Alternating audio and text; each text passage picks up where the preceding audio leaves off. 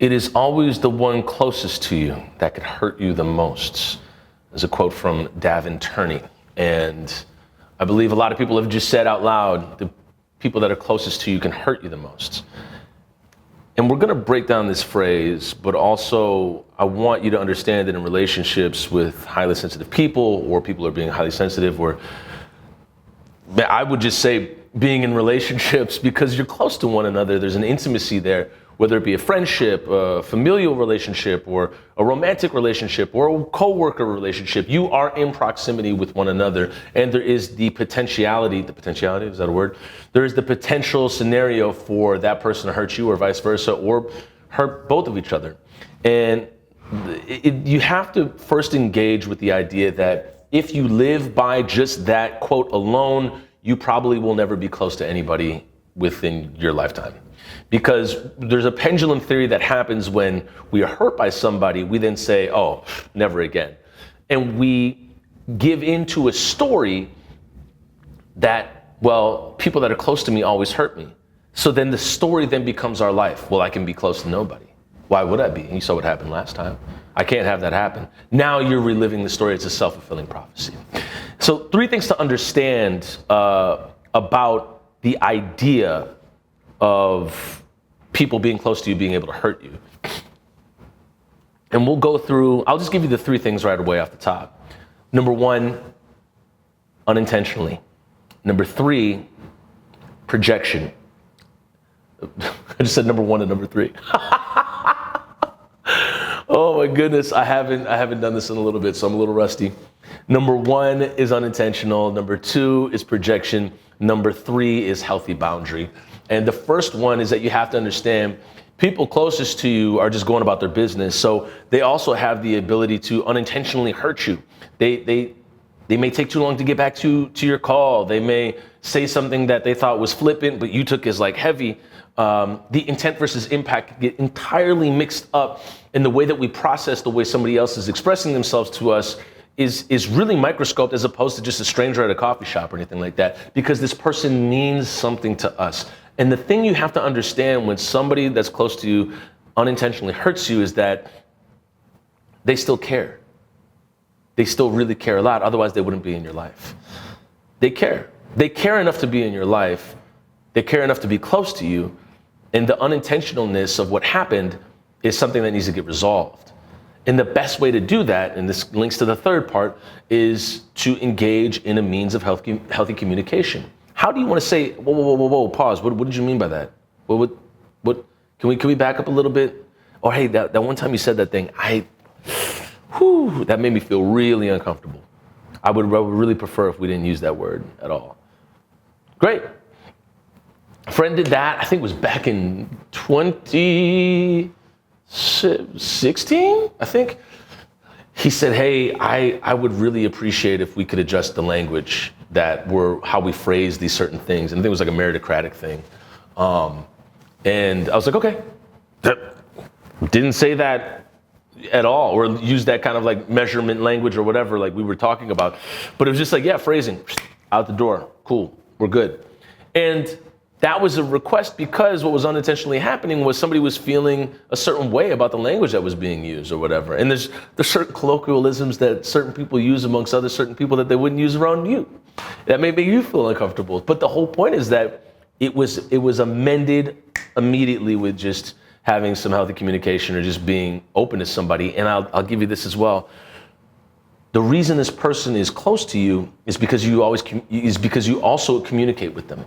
So why not leverage the communication that the two of you have to dispel the unintentional thing that happened, right? That sounds doable, right?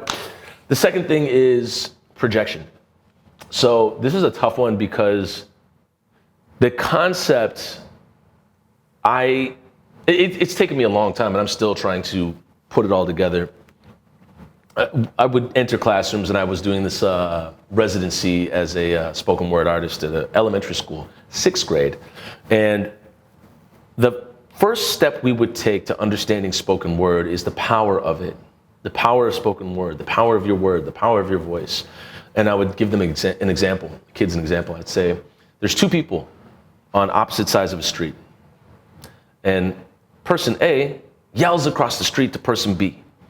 And person A says, "Hey, you big poopy butthead." And everybody in the class laughs and they're like, "Ah." And then I say, "All right, let's say you're on that street when that happened. Who do you look at?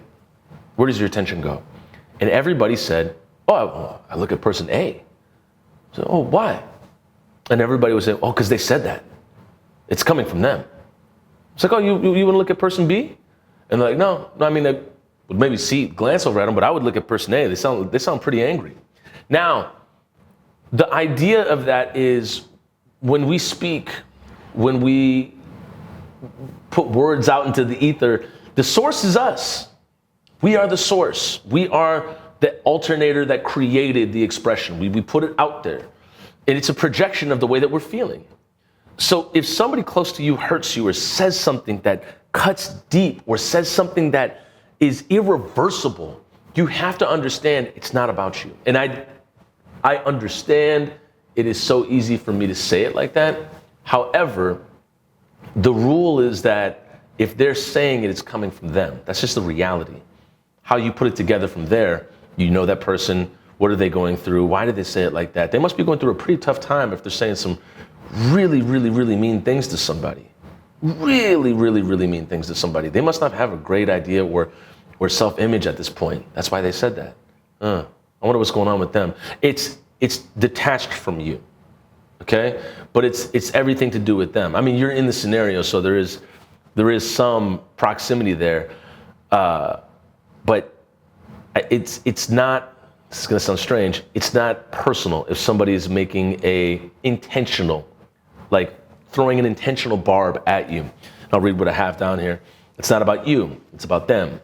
Do you want people in your life that talk, gossip, and verbally drag folks in an unhealthy way, or do you want people in your life that don't? So this leads into the third. It's this idea of healthy boundaries, but you have to understand that what they are projecting is how they feel about themselves. And once you can engage with that, then you can really start to navigate this friendship, this relationship, whatever it may be, in a way that's detached from you, and you can start to look at it for what it is. Because all the time, usually in classrooms or as an adult, if somebody said something outwardly vicious or with the intent to hurt somebody's feelings, I would always think to myself, oh my goodness, what's going on with that person? What happened to them? We should probably, let's go talk to them, let's sit down. And the idea is that those projections are usually an attempt to drag you in to the mess that they're feeling at that time. And if you are successfully dragged in, now what happens? Now you're in their world, and now you're responding to their anger and emotions and all these other things, and misery loves company at that point. So I would really, really not take it as a grain of salt, but take it as a projection. And you have to really sit down with what projection is. And once you start walking around, you'll see like a lot of things are just sheerly projection. Like even like art, the buildings that we see, these are all projections of people's imaginations. The way that people curse at one another, or the way that people tell stories, it's a projection of how they feel about the memory that they're carrying or telling you. So really, really, really hone in on that and figure out what is going on with that person for them to say something like that to you. Now, this leads us to the third thing, which is a healthy boundary. Where do you want to draw a healthy boundary for the people in your life? Where do you want there to be accountability in your life? Where do you want there to be healthy communication in your life? We don't get to choose our biological family. And I'll say this very simply, that I wasn't able to be as close as I am with my family now until I started drawing some healthy boundaries. A healthy boundary between you and somebody else can bring you closer in this paradoxical kind of like way that I'm mentioning it. Being close to somebody doesn't mean that they just get to say whatever they want and you get to say whatever you want. It means that there is a frame of authenticity there. You both know what it is. Oh my goodness. There's this artist, she did performance art. And one of the performance art pieces she did was she sat at a table in like a New York, I think MoMA It's at Manhattan Museum of Art. And she just sat there, and people got like 10 seconds to sit down and look at her. And I remember she used to do art with this other guy, and he was an artist as well. And he showed up to this performance art piece, and he sat down across from her. And you would assume that they had been apart for years, that they had not seen each other for years, whatever, they've been broken up. And he sat down and he just looked at her, and they just started tearing up, and they smiled. I think she brushed her hair, and he tried to keep it together, and then that was their time. Even though they are broken up, there is a closeness in them understanding what it is, who they are, and the life that they've shared together. And so with family, or really anybody that I see from my past or anything like that, there's a shared closeness even in distance, and there's a shared closeness even with a healthy boundary. And there can be an even deeper closeness with healthy communication. And when you have that authenticity between you and somebody else, well, now we're talking vulnerability and highly sensitive moments of high sensitivity. Oh my goodness, the phrasing of that is gonna drive me crazy. Being a highly sensitive person that's just the tip of the iceberg. Now we get to understand one another and our stories, and why we feel the way we feel, why we process emotions the way we process them, how we process emotions. I need to take a walk around the block. I'm gonna need to take a beat. I'm gonna need to fall back real quick. I'll be right back. Or I'm gonna need us to sit on this couch in silence for a second while I just, take in what you just said.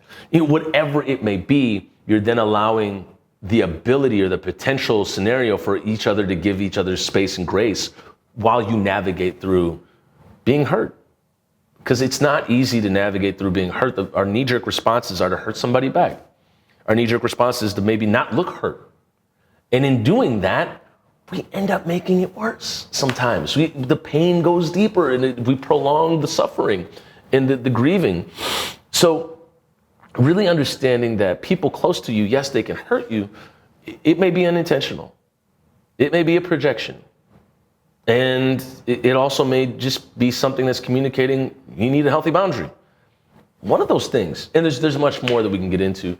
I don't want to make this video too long like the last one, but the story that I'll leave with you on this is, oh dear, we just gotten out of high school, and I was hanging out with an old high school classmate a lot. You really kind of find out, when we talked about this in the series of kind of how it all began. It's the series of what's led up to now. And when you're not in proximity with people, or you're not in a building with people anymore, would you be hanging out with these people if you didn't work with them? Would you be hanging out with these people if you didn't go to school with them? And when the whole proximity thing leaves, or the obligation of proximity, you start to find out where you gravitate to. Like me and my friend, we would hang out all the time. We drive around and go to the campuses and talk about high school and what our lives are going to be now.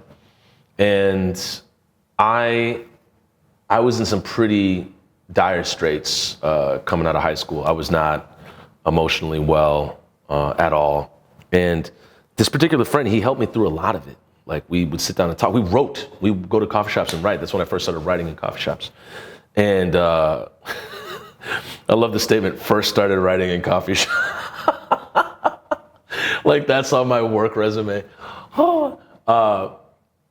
And he and I, we all had this big kind of regroup, reunion with all our high school friends at this house party. And he said something about me while we were all standing there, because we hadn't seen he and I, we've been kicking it for the whole winter and spring. Now it's summer, and we're amongst all these new friends that we hadn't seen in months. And he said something about me that cut pretty deep. He was making a joke, and I was like, I find that too, I find that funny, bro. And I then said something that I took it a step further, and it cut him real deep, and he ended up leaving.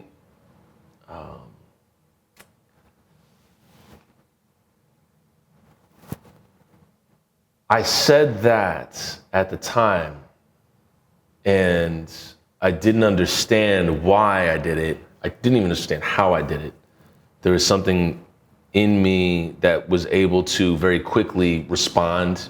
We did this thing back in like grade school called capping, where you just make up insults about somebody, and that's all you would do. So my brain was very quick with it, and how I did it was probably from that muscle memory, but why I said it, I didn't figure it out until years later, because it was how I felt about myself.